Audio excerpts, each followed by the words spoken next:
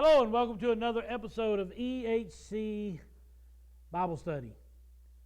This week we're doing staff spotlights and ministry spotlights, and today we have with us our youth pastor, Pastor Patrick Reed.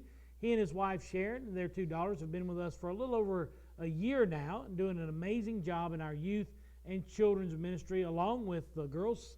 Sharon sings on the praise team. Brianna plays the bass. In the band. Pastor Patrick runs the video and the sound for us here. So they're extremely involved in our church, and we're very, very proud of the ministry work that they do alongside of us and the ministry work that they lead in our church as well. So, Pastor Patrick, give us a little rundown of how you got started in the ministry. Well, it's a little bumpy. That's okay. A little bumpy. You know, I was raised in the church. I was raised. When I was born, my parents attended Adairsville Church of God when I was young. And then when my dad and mom split, my dad remarried and wound up being at Calhoun First Assembly for most of my formative years. And, being raised in the church and being raised Pentecostal, we kind of have a tendency to do the up and down, really hot one moment, really running the next moment. Yes. And so back and forth. But I remember we took a trip to Brownsville in the peak of the Pensacola revival, and I remember being in the revival and sitting there, and I remember being called into the ministry during that revival. And over the years, sometimes I'd be on, sometimes I'd be off, and there come a point in my life where I was following a drama team that was at Adairsville Church of God at the time. And we went to a small church in Rome that's no longer there, but it was there during this time. And I remember going to the altar during this event, and I would say that was probably my turning point in my life, getting back on track. And I've pretty much been on track ever since then. There's been still a little slip-ups over time. But after then, I became a youth pastor in Adairsville about 10 years ago. Finally was able to, for God to fulfill the calling on my life through that. Sometimes people get called and they're put into ministry the next day, and sometimes it takes many, many, many years of working out and doing a lot of sanctification to get us there. But I served 5 years in Adairsville as a youth pastor, and God called me to another position, and at this time I'm back into the Church of God. God called me to a small country church in the mountains of South Pittsburgh, Tennessee. And there I got my exhorters and went through the MIP process and done that stuff. But and then just push come to shove, and a couple more stops along the way, and I wind up here at Irwin Hill. Yes. Of course, you could tell the story about how that happened, because I was still at Crane Eater doing some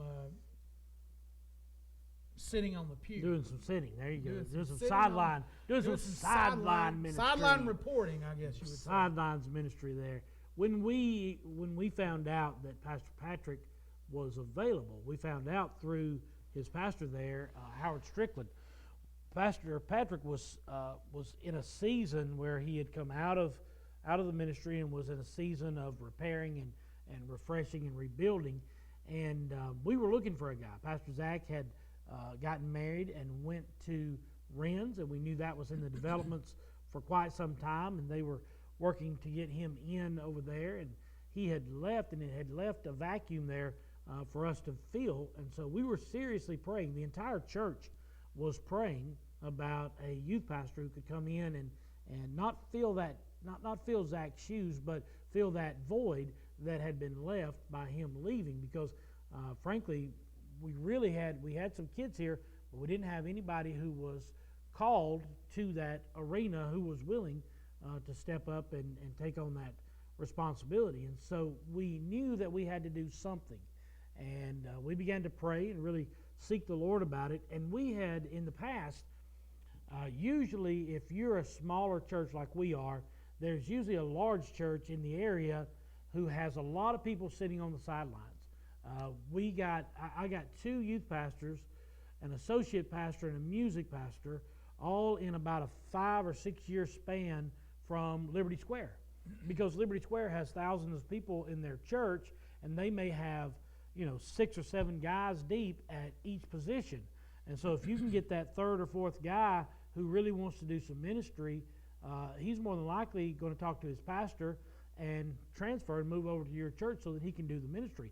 We got Jeff Coleman that way. We got Daniel Willoughby that way. We got Aaron Slomovitz that way. We got Michelle Gordon that way. All of them came from a large church where they weren't fulfilling the ministry call that they felt like they needed to be doing, and so they came over, and then they instantly jumped in and took off with the ministry. Pastor Patrick was in kind of the same situation. He was in limbo there at Crane Eater and came over here with us. And I talked to his pastor, and his pastor said, "You know what? I've got a guy, but I really don't want to let you have him. But I know he needs to be working in the ministry." And I said, "Well, great, give me his number." And so I called Pastor Patrick, and we talked back and forth. He talked with his pastor at the time, and talked with me, and everything seemed to line up and work out perfectly. And he's been that person to fill the gap and to fill that void for us, and has taken the not only the youth ministry, but he's taken all of the other ministries he's involved with and improved them tremendously. And he's done a magnificent job here. And we're very, very honored to have him as an ordained minister in the Church of God, but also to have him as a valuable asset to our church. He's able to preach, he's able to teach, he's able to do a lot of different things here in the sanctuary that you don't normally see from a guy who specializes in youth ministry. Well, now that my ego is stroked, Yes. we pumped up my ego for a little while. Listen, I've been in youth ministry full time. I've not always been paid full time, Right. but I've been in full time ministry for over 10 years now. And I've seen the highs. I've seen youth groups with 30 plus kids in it and doing drama teams and this, that, and the other.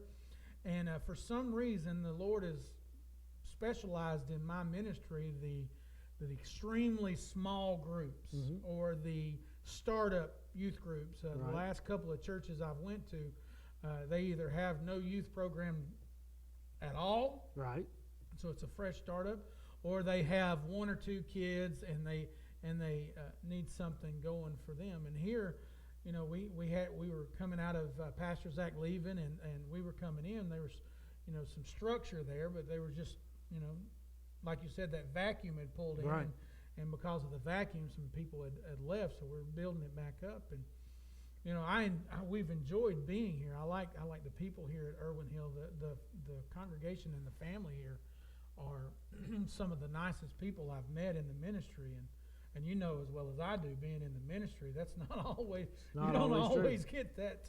It's true. Not everybody likes you, but we do enjoy being here. My wife, we both, our whole family enjoy being here. It's been a real pleasure for us to be here.